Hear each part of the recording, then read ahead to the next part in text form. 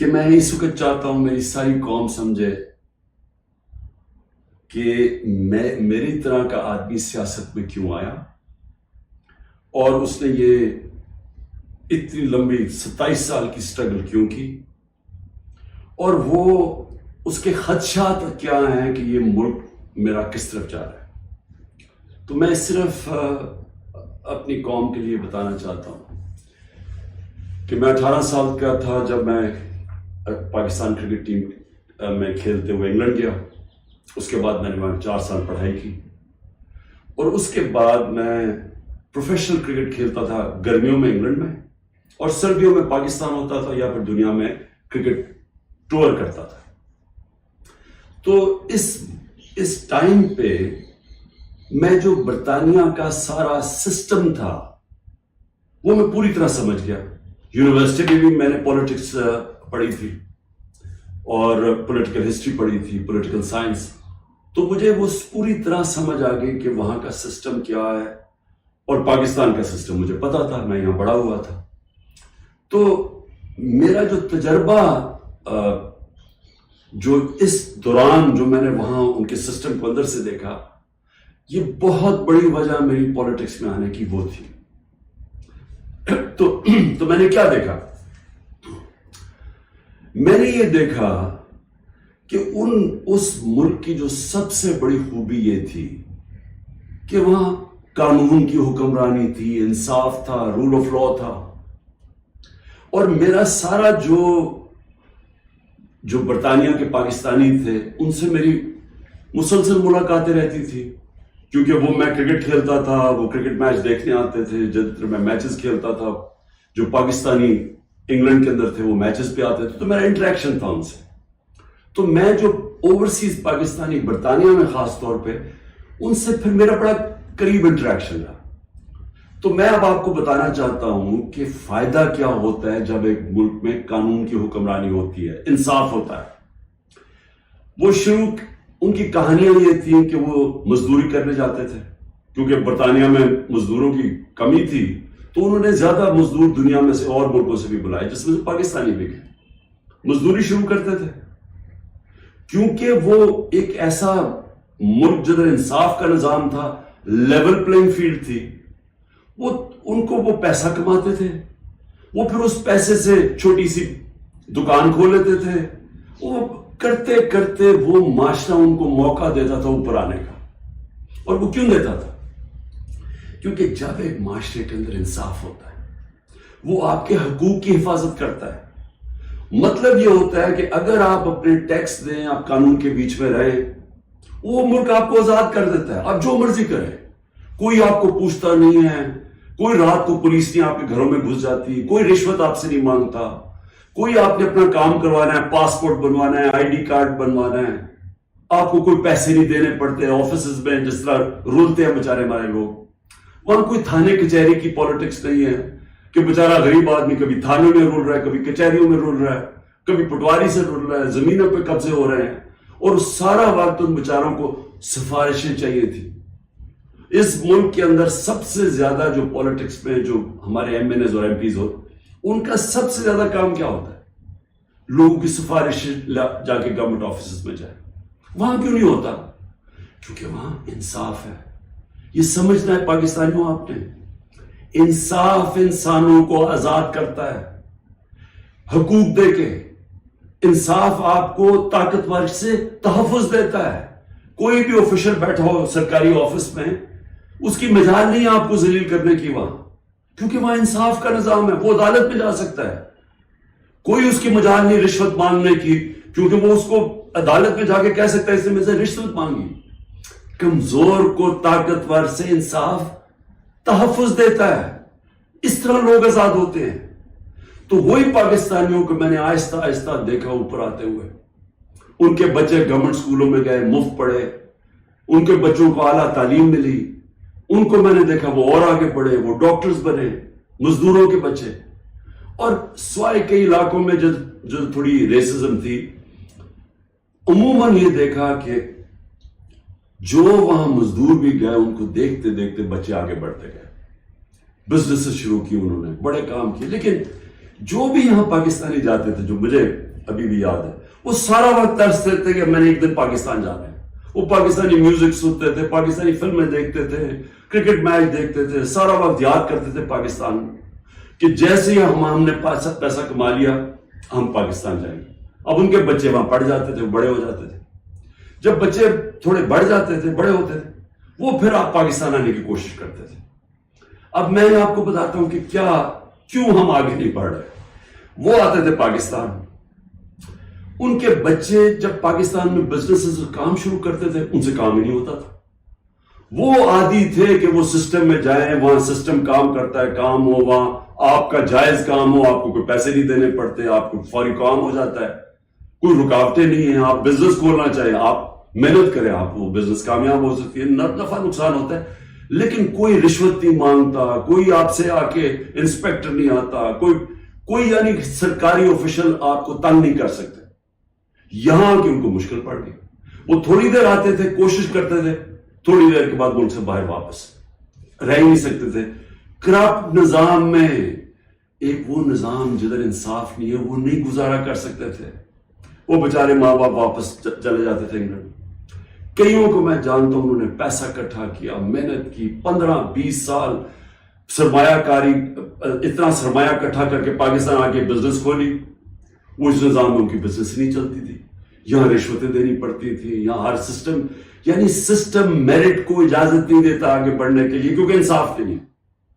اور وہ یہاں تباہ ہو کے میں نے دیکھا لوگ یہاں فراڈ ہوئے, ان سے ہر جگہ زمینوں پہ قبضے ہوئے, ان کے گھروں پہ قبضے ہوئے. جب وہ واپس آتے تھے پیچھے قبضہ ہو جاتا تھا.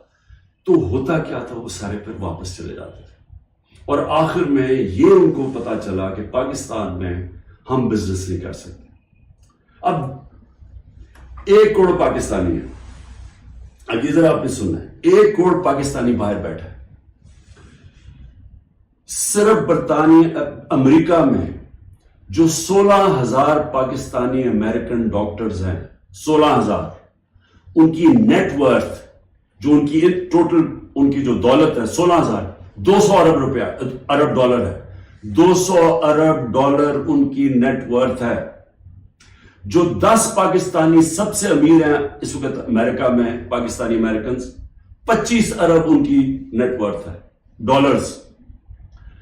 صرف جو پاکستانیوں کو یہاں سمجھتے ہیں کہ یہاں حالات اچھے نہیں ہیں, جنہوں نے دبئی میں, اس میں حلال کا بھی پیسہ حرام کا بھی ہے, صرف دبئی میں انہوں نے جو پراپرٹیز لی ہوئی ہیں 20,000 پاکستانیوں نے, وہ 10.4 ارب ڈالر کی پراپرٹیز لی ہوئی ہیں.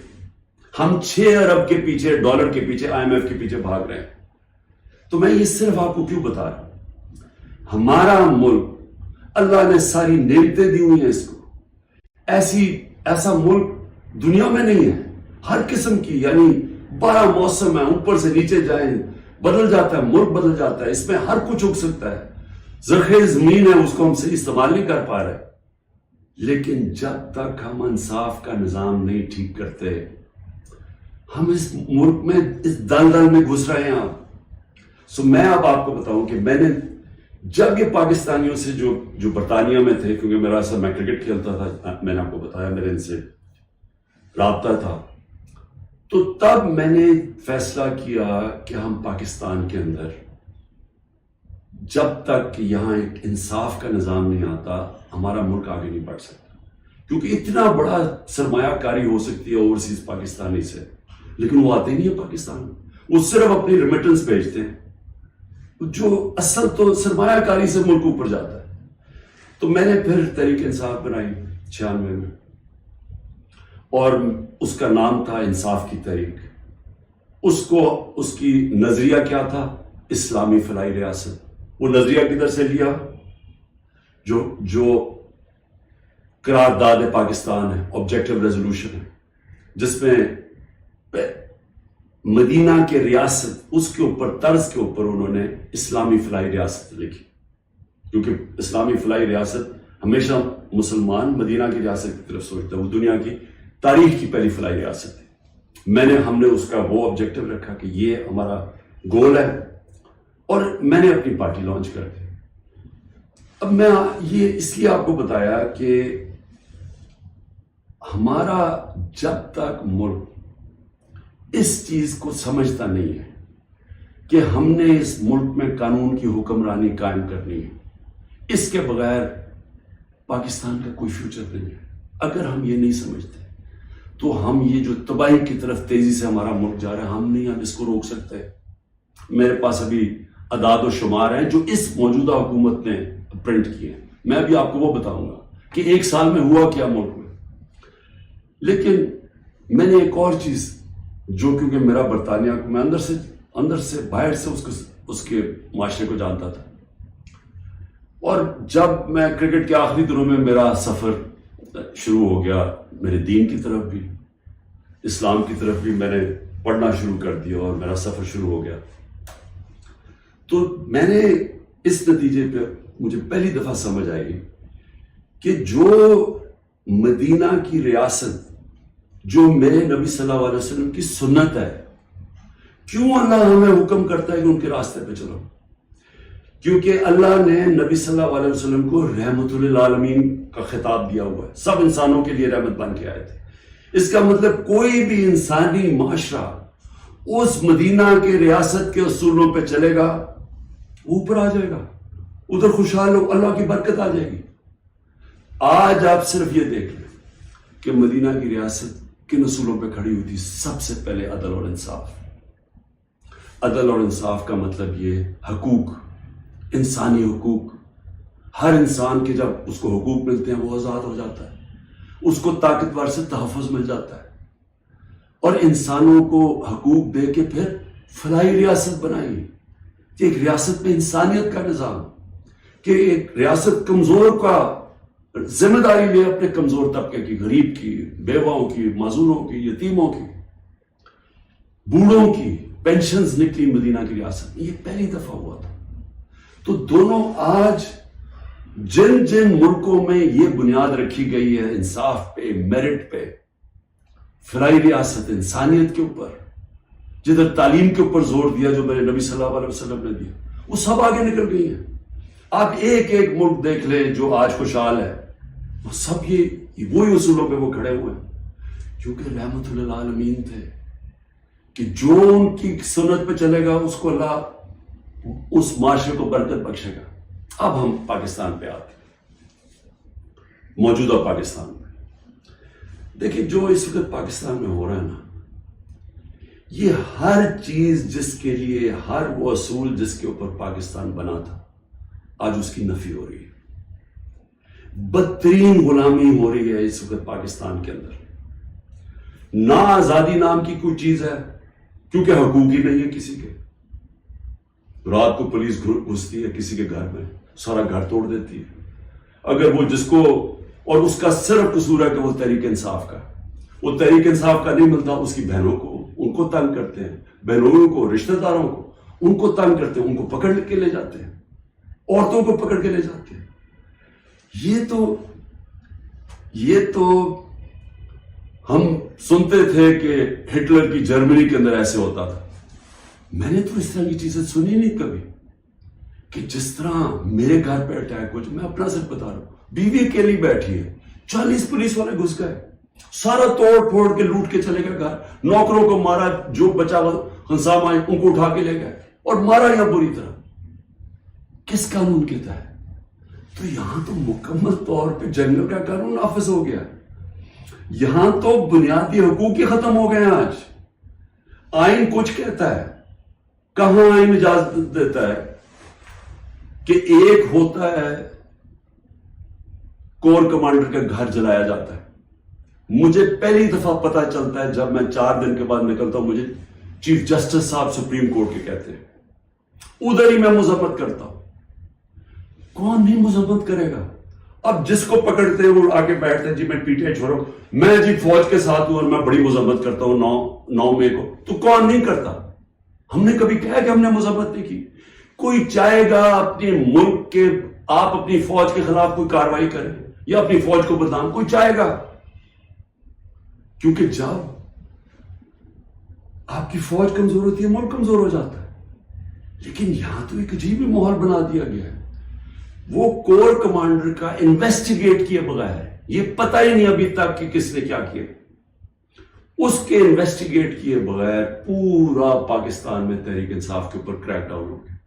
اچھا جی کتنی جگہ چلی تھی مجھے تو یہ بھی نہیں پتا، کور کمانڈر کا تو ہمیں پتا ہے، اور گاڑیاں کو ہمیں خود، ہمارے پاس تصویریں ہیں کہ پولیس خود گاڑیاں جلا رہی ہے کہ ہمارے سامنے، وہ ریڈیو پاکستان پشاور کیسے جل گیا، وہ مظاہرہ تو کہیں اور ہو رہا تھا، وہ ایک دم وہ جل گیا، کوئی تحقیقات کیے بغیر، اس کا بہانہ لے کے، جس طرح ہٹلر نے اپنے مخالفین کمیونسٹ کو ختم کیا تھا 1933 میں جرمنی میں، جس طرح سہارتو نے اس نے انڈونیشیا کے کمیونسٹ کو ختم کیا تھا کہ جنہوں نے ہمارے کوئی آرمی آفیسرز کو قتل کیا، ان کو ساروں کے اوپر حلہ دیا، دھاوا بول دیا، جو آج ہوا ہے۔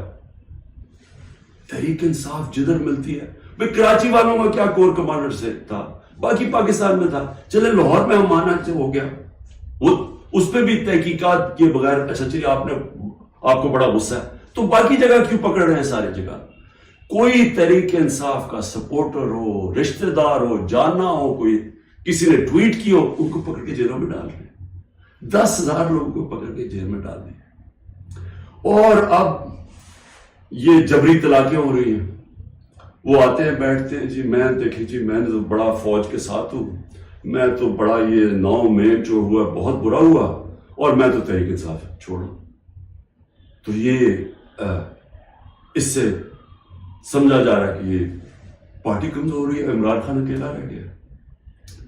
دیکھیں میں سارے جو آج آپ بیٹھے ہیں نا، جو فیصلے کر رہے ہیں اس ملک، میری بڑی غور سے بات سنیں، میں یہ جو آپ کے سامنے آیا ہوں، یہ کبھی جب میں کوشش کرتا ہوں کہ ڈائلاگ کی بات کرو، ہمارے سے کوئی بات چیت تو کر لے، ہم یہ بات کر کے مسئلے حل کر دیں، جس دن میں یہ کرتا ہوں اگلے دن اور سختی شروع ہو جاتی ہے، 2-3 اور FIR کاٹ دیتے ہیں، گھر میں آ جاتی ہے پولیس، کیونکہ سمجھتے یعنی کوئی ایک عجیب ذہن بیٹھے ہوئے، وہ سمجھتے ہیں کہ جو ڈائلاگ کرنا جا رہا ہو وہ اب اس کے گھٹنے کانپنے شروع ہو گئے ہیں، تو اس لیے آ کے اس کے اوپر تھوڑی اور سختی کرو تو بالکل بیٹھ جائے گا۔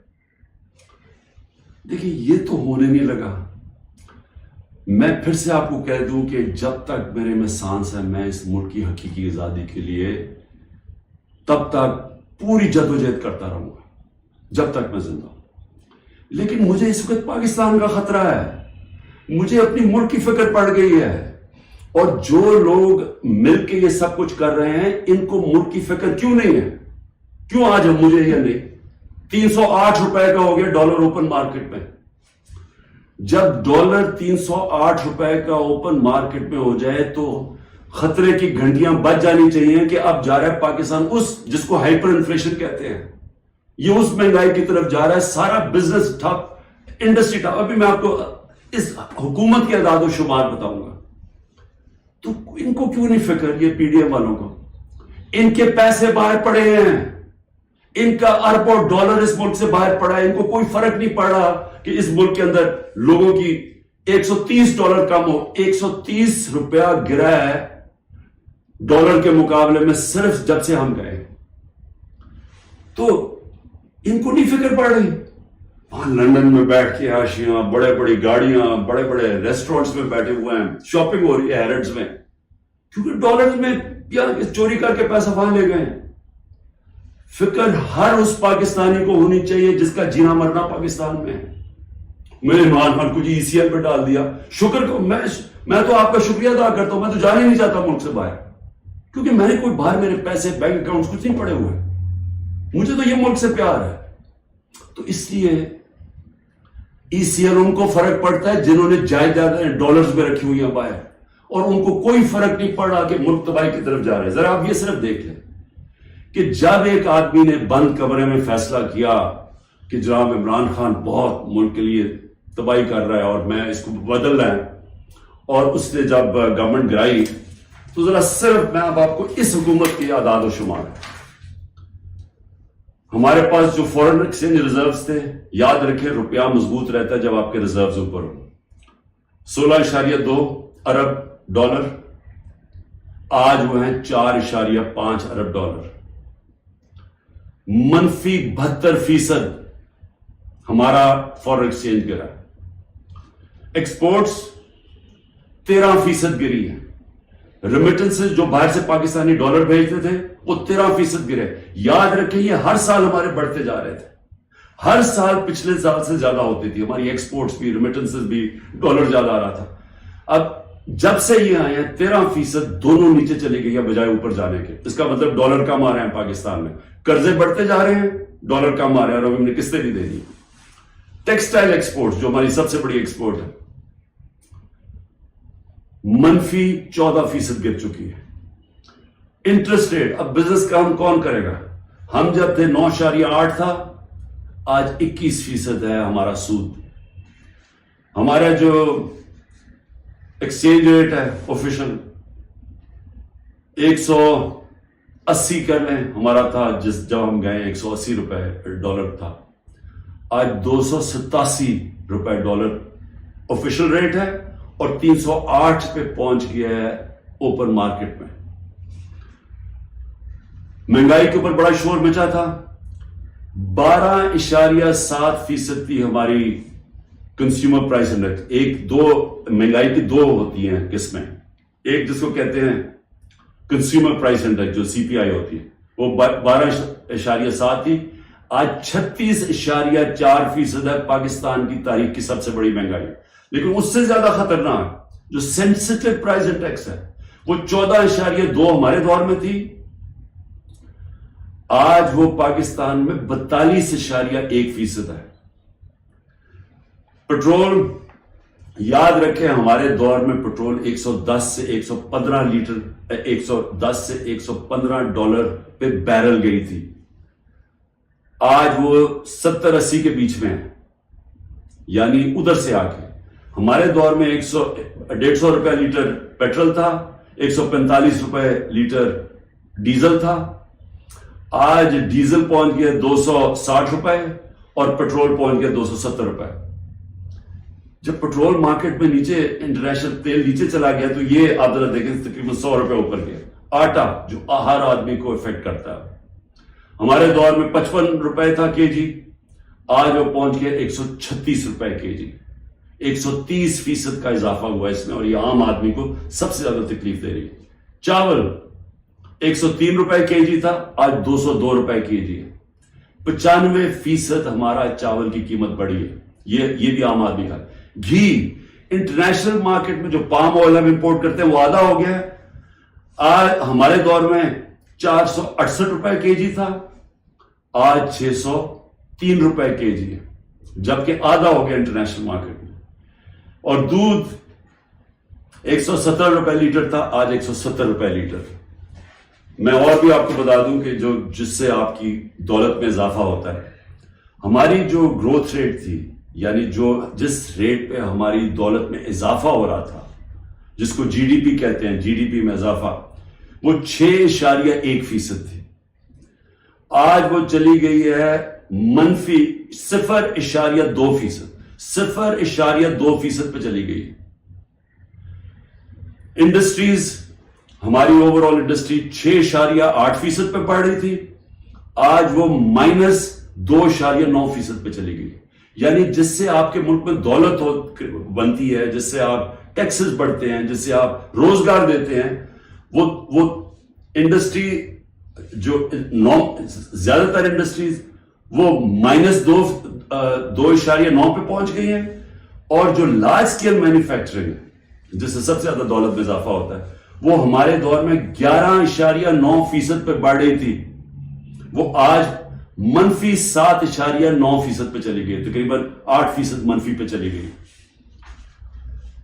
جو کنسٹرکشن ہے جس سے سب سے زیادہ نوکریاں ملتی ہیں, وہ 1.9% پہ بڑھ رہا تھا ہمارے دور پہ, آج وہ -5.5% پہ چلی گئی. اور پھر کاٹن, کیونکہ ہمارا سب سے زیادہ جو کپڑا بناتے ہیں ہم, اس سے ہمارا اضافہ بھی ہوتا ہے, نوکریاں بھی ملتی ہیں, ایکسپورٹس بھی بڑھتی ہیں, وہ 9.2% پہ بڑھ رہی تھی, آج وہ -23% پہ پہنچ گئی ہے, یعنی کہ بند ہو رہی ہے انڈسٹری. میں یہ آپ کو یہ صرف فگر اس لیے دے رہا ہوں, اور جو بھی ہمارے اس ملک میں فیصلے کر رہے ہیں, میں اس لیے آپ کو کہہ رہا ہوں کہ یہ ملک تباہی کی طرف جا رہا ہے. ان کے پاس کوئی روڈ میپ نہیں ہے, جتنا جتنا ٹائم دے رہے ہیں یہ ملک نیچے جاتا جا رہا ہے. جن لوگوں کے پاس ڈالرز میں باہر پیسے نہیں رکھے ہوئے ان سب کے لیے تباہی آئی ہوئی ہے. سارا تنخواہ دار طبقہ آج تکلیف میں ہے. جس کے پاس سیلریز ہیں ان کا اگر 100 روپیہ سال پہلے اگر 100 روپیہ چیزیں خریدتا تھا وہ 50 روپے رہ گئے. تو یہ تو ایک عذاب آنے والا ہے. اور ابھی یہ جو روپیہ گر رہا ہے کیونکہ ان کے پاس جب آپ کیسے آپ نے قرضے دینے آپ اگلے مہینے قرضوں کی قسطیں دینی ہے جب آپ کی دولت میں اضافہ نہیں ہو رہا, جب ڈالرز ہی نہیں بڑھ رہا ہے, جب آپ کی انڈسٹری بند ہو رہی ہے, جب آج کسانوں کے پاس وہ پیسہ ہی نہیں رہا کیونکہ وہ اتنی مہنگائی ہو گئی ہے کہ اس کے پاس پیسہ نہیں بچتا اپنی زمین پہ لگانے کے لیے, تو وہ اس کی ظاہر ہے اس کی پیداوار گرنی شروع ہو جائے گی. تو ہم نے کدھر سے قرضے واپس کرنے؟ ہم آج پاکستان میں ہمیں یہ سمجھنا چاہیے کہ ہم اگر اس وقت اس کو ہم ٹھیک نہیں کرتے یہ سب کے ہاتھ سے نکلنے والی ہے. دیکھیں معاشرہ کنٹرول سے باہر بھی نکل جاتا ہے. سری لنکا میں اس سے کم حالات تھے جبکہ لوگ سڑکوں کے اوپر آ گئے. ابھی تک لوگ سڑکوں پہ کیوں نہیں آ رہے؟ کیونکہ انہوں نے الیکشن پہ کی امید لگائی ہوئی ہے کہ ہم جو ہمارے سے ہوا ہے وہ اندر گھروں میں بیٹھ کے تپے ہوئے ہیں کہ جب الیکشن آئے گا تو ہم ان کو سبق سکھائیں گے. تو یہاں تو الیکشن کروانے کا کوئی پلان ہی نہیں ہے. یہاں تو الیکشن کا تب پلان ہے جب عمران خان کو کرش کیا جائے گا, اور وہ کرش کیا جا رہا ہے. یعنی یہ جو ہمارے اوپر جس طرح کا جبر ہو رہا ہے اور جس طرح کا یہ ظلم ہو رہا ہے تو یہ تو کبھی ہوا ہی نہیں ہے پاکستان میں کسی پارٹی سے. اور یہ اس کے پیچھے یہ سوچ ہے کہ جب یہ کرش ہو جائے گی پارٹی تب ہم الیکشن کروا دیں گے. دیکھیں کیونکہ میں بڑا ہوں, میں نے ایسٹ پاکستان مجھے یاد ہے. میں بار بار لوگوں کو بتاتا ہوں کہ آخری فلائٹ میری آئی تھی ڈھاکہ سے, میں انڈر 19 کا میچ کھیلنے گیا تھا. اس کے بعد آپریشن شروع ہو گیا تھا اپریل 71 میں. دیکھیں ہوا کیا تھا اس پاکستان میں, اس پھر سے یاد رکھیں, تاریخ سے سیکھنا چاہیے. ذوالفقار علی بھٹو نے 81 سیٹیں جیتی پاکستان میں 138 میں سے, اور کہا تھا ذوالفقار علی بھٹو کا انقلاب آ گیا تھا, اور واقعی انقلاب تھا, روٹی کپڑا مکان کا انقلاب آیا تھا. لیکن 138 میں سے ذوالفقار علی بھٹو نے 81 سیٹیں جیتی, اور اس نے جو نعرہ تھا کہ میں پہلی دفعہ عوام کا نام, یا پہلے تو عوام کا نام ہمیں پتہ نہیں عوام کیا ہوتی ہے کیونکہ پہلے تو اور قسم کی سیاست تھی, تو اس نے ایک ذہنوں میں انقلاب لے کے پہلی دفعہ عوام کی بات کی. لیکن مجیب الرحمان 162 سیٹیں تھی ایسٹ پاکستان میں, اس نے 160 جیتی, صرف 2 سیٹیں ہاری اس نے. تو وہ کیا کہہ رہا تھا؟ وہ انصاف کہہ رہا تھا کہ ہمارے سے انصاف نہیں ہو رہا, ہمارے حقوق نہیں مل رہے, ایسٹ پاکستان کو کالونی کی طرح رکھا جا رہا ہے, ہمیں سیکنڈ کلاس شہریوں کی طرح رکھا جا رہا ہے. اور وہ انصاف مانگ رہا تھا, حقوق مانگ رہا تھا, وہ آزادی نہیں مانگ رہا تھا. جب ہم نے آپریشن شروع کیا تو وہ پھر حقوق سے آزادی کی طرف چلا گیا, وہ بات کرنے کے لیے بھی تیار تھا. اور مجھے ابھی بھی یاد ہے جب ہمارا ملک ٹوٹا تھا, میں انگلینڈ میں تھا, پڑھ رہا تھا, تو جو دھچکا ہم سب کو لگا تھا, یعنی ہم ہل کے رہ گئے تھے. پھر لوگوں نے اپنے دل بلائے, نہیں جی اس پاکستان تو بڑا غریب ملک تھا, ہمارے اوپر بوجھ تھا, وہاں سائیکلون آتا تھا تو ہمیں ان کو پیسے دینے پڑتے تھے, اس طرح کی باتیں کی. آج بنگلہ دیش ہمارے سے آگے نکل گیا ہے. اور میں آج آپ کو یہ بتا دوں کہ یہ جو ایسٹ پاکستان سے سبق سیکھنا ہے وہ یہ کہ جب ایک قوم آزادی کا فیصلہ کر لے اور اپنے حقوق کے لیے, حقوق کا ہوتا کیا ہے, آپ کو انصاف ملتا ہے, انصاف آپ کو حقوق دیتے ہیں, حقوق آپ کو طاقتور سے کمزور کی تحفظ دیتا ہے. جب تحفظ ملتا ہے وہ آزاد ہو جاتا ہے, اس کو لیول پلینگ فیلڈ مل جاتی ہے, اس ملک میں خوشحالی آ جاتی ہے. کیونکہ وہ پھر زیادہ تر بڑی بزنسز تو نہیں ہیں پاکستان میں, جو میں بتا رہا ہوں اوورسیز پاکستانی کیوں نہیں آتا, وہ زیادہ تر چھوٹی بزنسز ہیں. چھوٹی بزنس پاکستان میں چل نہیں سکتی کیونکہ ان کے پاس اتنی طاقت نہیں ہوتی رشوت دینے کی, ان کے پاس اتنا ٹائم نہیں ہوتا کہ وہ آفیسز کے چکر لگائیں. وہاں ان کو وہ ڈیلے صرف اس لیے کریں جب تک آپ رشوت نہیں دیتے، تو وہ چلے جاتے ہیں واپس. تو چھوٹی بزنس جو اسمال اور میڈیم صنعت ہوتی ہے وہ ایک ریڑھ کی ہڈی ہوتی ہے ملک کی. اصل تو روزگار وہ دیتا ہے. ساری دنیا میں اسمال اور میڈیم انڈسٹری دیتی ہے، یہاں وہ چل نہیں دیتے کیونکہ یہاں ایک سسٹم بڑا کرپٹ ہے، کیونکہ یہاں انصاف نہیں ہے. تو جو میں آج آپ کو کہنے کی کوشش کر رہا ہوں کہ انصاف جب ایک لوگوں کے دلوں میں چلا جاتا ہے کہ ہمیں انصاف چاہیے، ہمیں حقوق چاہیے، ہمیں آزادی چاہیے، پھر آپ ان کے اوپر جو مرضی کریں، ملٹری آپریشن بھی، وہ پھر بیج دل سے نہیں نکلتا.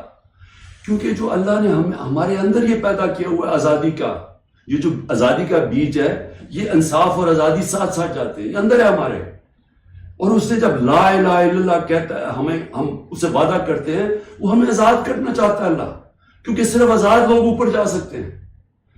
تو جب لوگوں کا دل میں آزادی کا جذبہ آ جاتا ہے، وہ پھر یہ جبری طلاقوں سے، یہ پکڑ دکڑ کر کے، یہ مار پیٹ کے، یہ خوف کر کے، اس سے یہ جاتا نہیں ہے. پھر یہ نفرتیں بڑھ جاتی ہیں، یہ اور زیادہ غصہ بڑھ جاتا ہے، یہ کہیں جانے نہیں لگا. یہ جو مرضی آپ کریں کہ ہر روز بیٹھ کے جی مجھے تو فوج سے بڑا پیار ہے اور 9 مئی کو بڑا برا کیا گیا، میں چھوڑا پارٹی. تو کیا اس سے پارٹی، کیا لوگ بیوقوف ہیں؟ کیا لوگوں کو نہیں سمجھ آ رہی کیا ہو رہا ہے؟ تو میں آخر میں یہ کہنا چاہتا ہوں، دیکھیں یہ پاکستان کی اس وقت جنگ ہے، یہ تحریک انصاف کو ختم کرتے کرتے پاکستان کو تباہ نہ کریں. یہ اگر اس وقت ہم نے سٹیپس نہ لیے، قدم نہ اٹھایا، یہ ادھر چلا جائے گا، کوئی بھی نہیں کچھ کر سکے گا. سارا تنخواہ دار طبقہ تھوڑی دیر میں کھڑا ہو جائے گا. جب ان کے گھر میں چولہے نہیں ڈلیں گے، جب ان کی دیکھتے جائیں گے کہ ان کے پیسے کو خریدار کم ہوتی جا رہی ہے، جب وہاں عورتیں ہیں، ان کو پتا ہے کہ جو کچن چلاتی ہیں کہ کیا ہو رہا ہے آج ان کے ساتھ. وہ میں نے آپ کو بتایا سینسٹیو پرائس انڈیکس جو کہ کھانے پینے کی چیزوں کا ہے، وہ 42% پہ ہے. تو جب یہ حالات ایسے ہو جائیں پھر ایک معاشرہ پھٹ جاتا ہے. تو میں اس لیے بات چیت کی بات کر رہا ہوں کہ یہ ٹائم ہے، یہ ملک ٹھیک تب ہوگا جب اس سارے ملک کے ادارے اکٹھے بیٹھیں اور ملک کی سب سے بڑی ایک ہی جماعت جو فیڈرل پارٹی ہے پاکستان کی، وہ سب اکٹھے بیٹھے اور وہ بیٹھ کے اس مسئلے کا حل نکالیں. یہ ڈنڈے مار کے مسئلے کا حل نہیں ہونے لگا. یہ جو بھی کریں گے، میں تو بیٹھا ہوں کہ ہر روز میں انتظار کرتا ہوں کہ کس دن پکڑنے آئیں گے، میں تو تیار ہوں اس کے لیے. اس سے مسئلہ نہیں حل ہونے لگا. اس کی سلوشن اس میں ڈنڈے مارنے میں نہیں ہے اور ظلم کرنے میں. اگر یہ ہوتی تو اس پاکستان نہ علیحدہ ہوتا. اس کا مسئلہ اس ملک میں قانون کی حکمرانی قائم کرنا ہے، ادارے مضبوط کرنا ہے، سارے اداروں کو اپنے آئینی رول کے اندر فنکشن کرنا ہے، لوگوں کو آزاد کرنا ہے، ان کو حقوق دے کے. کبھی اس ملک میں نہیں ہونا چاہیے کہ لوگ گھروں میں بیٹھے اور رات عورتیں نہ پرواہ چادر نہ چادر والی لوگ آئے گھر توڑ کے چلے گئے اور کوئی پوچھنے والا نہیں ہے. اور انہیں پتا ہے کیونکہ وہ طاقتور ہے، کوئی پوچھے گا نہیں. عدالتوں سے سارا خوف چلا گیا. عدالتیں جا کے فیصلہ کرتی ہیں عمران ریاض کو لے کے آؤ، وہ ابھی تک پتہ ہی نہیں ہے وہ کدھر چلا گیا. اور جس طرح کے تشدد کی میں نے کہانیاں سنی ہیں کہ جو باہر نکلتے ہیں، کئی لوگوں کو، سب کو نہیں کیا، کئیوں کو تو برے حالات میں رکھا ہے کہ اتنے چھوٹے سے دربوں کے اندر لوگوں کو بند کیا ہوا ہے، لیکن کئیوں پہ تشدد کیا. تو میں یہ سوال پوچھتا ہوں کہ ہماری جب عدلیہ کی بات، ان کی ورڈکٹ ہی مانے جائیں گے، عدلیہ کہتی ہے الیکشن کرواؤ آئین کے مطابق، وہ الیکشن ہی گورنمنٹ کرواتی، تو یہ ملک تو تباہ کی طرف چلا گیا نا، بنانا ریپبلک بن گیا. یہ ملک تو وہ جنگل کا قانون آ گیا آج پاکستان میں. تو میں اس کی آخر میں اپیل کرتا ہوں کہ بات چیت کرنی چاہیے فوری طور پہ.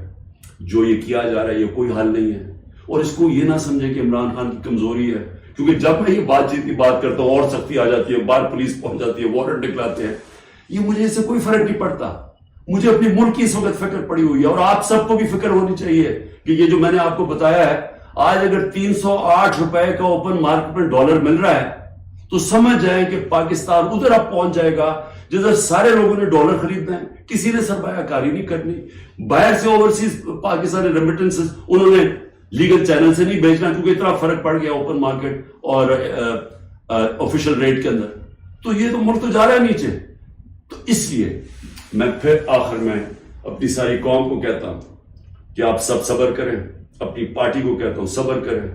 یہ جو کیا جا رہا ہے آپ سے کہ کن پٹی پہ بندوق رکھ کے جی میں پی ٹی آئی چھوڑ رہا ہوں، کوئی فکر نہ کریں، کبھی کوئی پارٹی سے نہیں ختم ہوگی. پارٹی تو ختم ہوتی ہے جب نظریہ ختم ہو جاتا ہے. آج آپ کے سامنے پی ڈی ایم کی جماعتیں ہیں، پوری اسٹیبلشمنٹ کی مدد کر رہی ہے، الیکشن کمیشن ان کے ساتھ ملی ہوئی ہے، انتظامیہ ساری ان کے ساتھ ملی ہوئی ہے. کیوں یہ الیکشن سے ڈر رہے ہیں؟ سارا تو آپ کے پاس امپائرنگ بھی اپنے ہیں، پھر بھی ڈر رہے ہیں کہ جی عمران خان کو پہلے ختم کرو پھر الیکشن لڑیں گے، کیونکہ ان کا ووٹ بینک ختم ہو گیا ہے. پی ٹی آئی کا ووٹ بینک بڑھتا جا رہا ہے. جتنا یہ ظلم کر رہے ہیں اور زیادہ پبلک ہمارے ساتھ کھڑی ہو رہی ہے. اور انشاءاللہ